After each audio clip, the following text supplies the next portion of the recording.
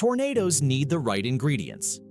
Tornadoes don't appear randomly. They require a perfect mix of weather ingredients, and if even one is missing, the storm may never develop into something destructive. The first key element is warm, moist air near the ground, often sourced from warm bodies of water like the Gulf of Mexico.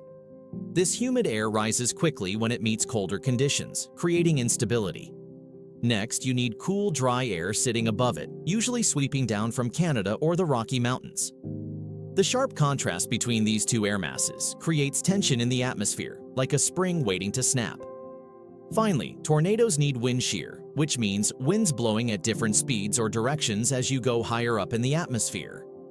This shear creates invisible rolling tubes of air that can be tilted and spun by thunderstorms. Without these three factors, moisture, instability, and wind shear, a tornado cannot form.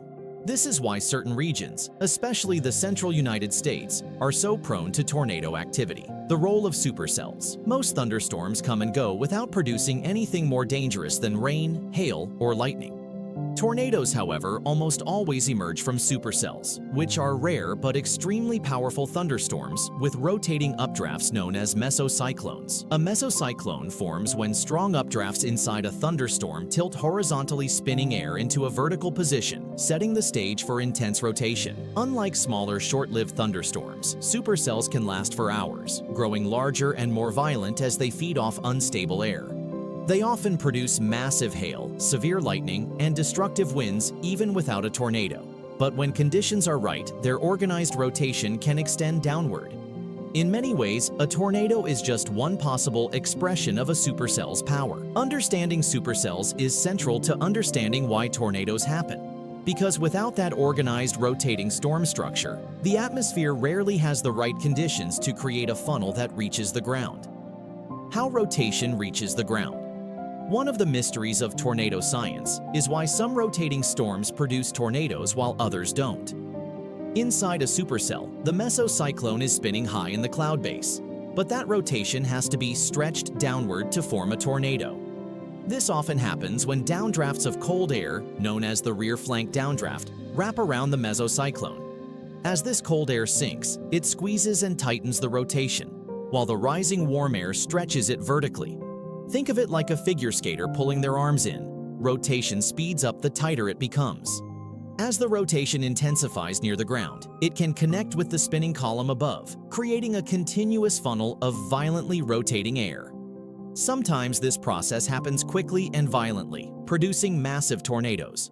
Other times, storms tease with rotating clouds and wall formations, but never actually touch down. The exact details are still a subject of research, but the key is that downdrafts and stretching rotation downward make the difference between a storm with scary skies and one that spawns a destructive tornado. The funnel cloud. When conditions line up perfectly, the storm begins to reveal a dramatic sign: the funnel cloud. This is the visible cone or rope-like structure that forms beneath the storm's base. A funnel cloud appears because the rotating air inside the mesocyclone cools and drops in pressure, causing water vapor to condense. The result is that eerie, spiraling tube we see in photos and videos. But here's an important distinction. A funnel cloud is not officially a tornado until it touches the ground. Many funnel clouds dangle for minutes without ever making contact, while others extend quickly and produce devastation within seconds. The condensation funnel is really just a visible marker of what's happening in the air. The true tornado is the violently rotating winds, whether or not you can see them. This is why meteorologists rely on radar and reports of debris at the surface to confirm a tornado, not just the appearance of a funnel.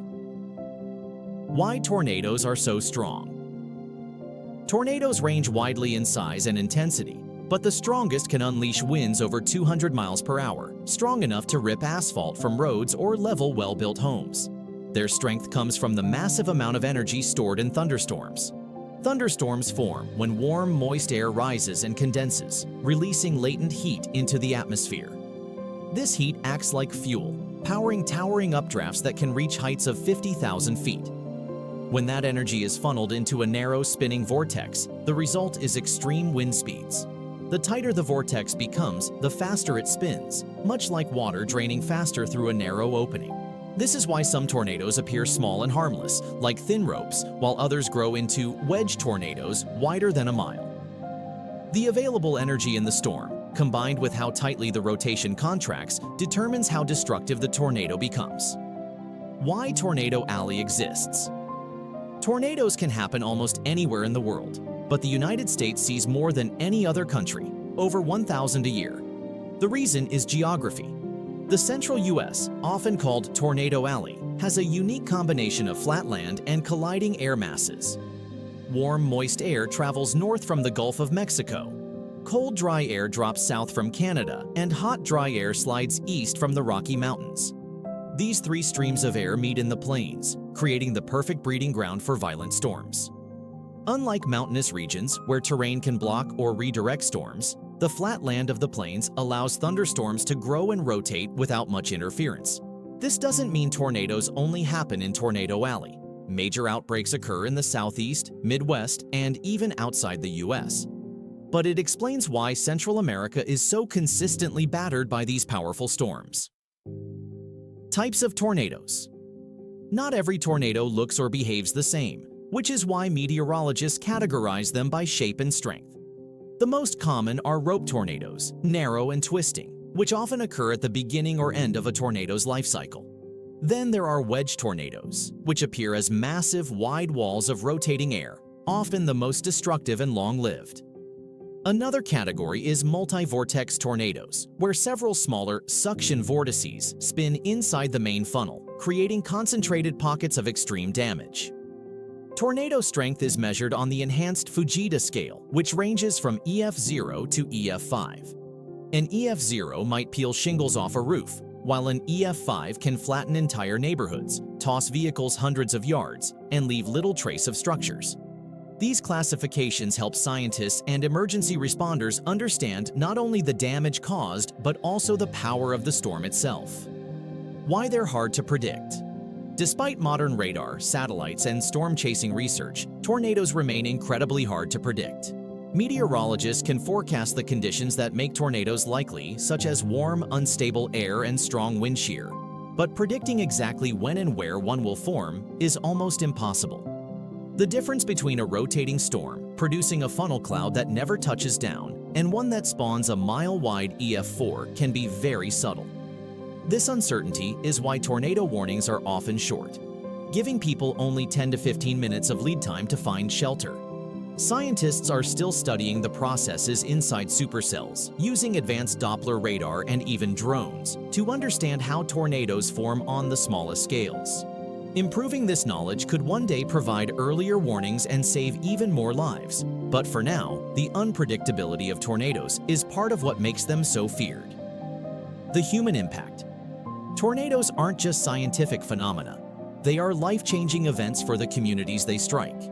Entire towns have been destroyed in a matter of minutes, as seen in disasters like the Joplin, Missouri tornado of 2011, which killed over 150 people, or the Moore, Oklahoma tornado of 1999, an EF5 that leveled schools and homes. Beyond the destruction, tornadoes leave psychological scars, with survivors often struggling with trauma long after the storm is gone. At the same time, advances in forecasting and warning systems have saved countless lives, giving people precious minutes to take cover. Communities also show resilience, rebuilding stronger and learning from each tragedy. Storm chasers, meteorologists, and researchers risk their lives to study tornadoes, each storm bringing data that might help reduce future losses. Tornadoes remind us not only of nature's fury, but also of human determination to survive and understand the forces that shape our world.